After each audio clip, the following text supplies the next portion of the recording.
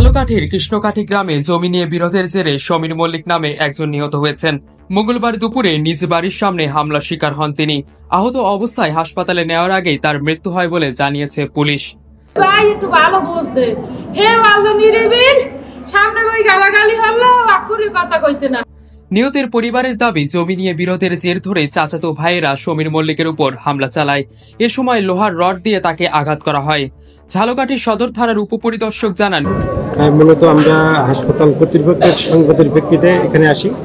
আমরা এই যে লাশ ঘরে সমীর মল্লিকের মৃতদেহ দেখতে পাই। আমরা ইতিমধ্যে এই মৃত্যুর সঠিক কারণের জন্য শ্রুতাল প্রতিবেদন প্রক্রিয়া চলমান। ঘটনাস্থল থেকে একটি লোহার রড উদ্ধার করা হয়েছে। তিনি বলেন, সমীরকে হাসপাতালে নেওয়া হলে চিকিৎসকরা জানান আগেই তার মৃত্যু হয়েছে। ময়না তদন্তের জন্য মরদেহ সদর হাসপাতালের মর্গে পাঠানো হয়েছে। বিষয়টি খতিয়ে দেখা হচ্ছে।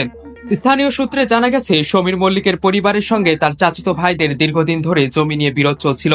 এর আগেও 2024 সালের 15 জানুয়ারি রাতে সমীরের বড় ভাই রিপন মল্লিক খুন হন।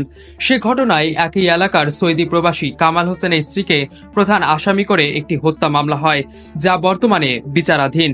নিহতের স্ত্রী বলেন, আমার স্বামীকে পরিকল্পিতভাবে হত্যা করা হয়েছে। প্রশাসনের কাছে আমরা ন্যায় বিচার চাই। এ ঘটনায় এলাকায় উত্তেজনা বিরাজ করছে। পুলিশ বলছে, পরিস্থিতি স্বাভাবিক রাখতে বাড়তি নজরদারি চলছে।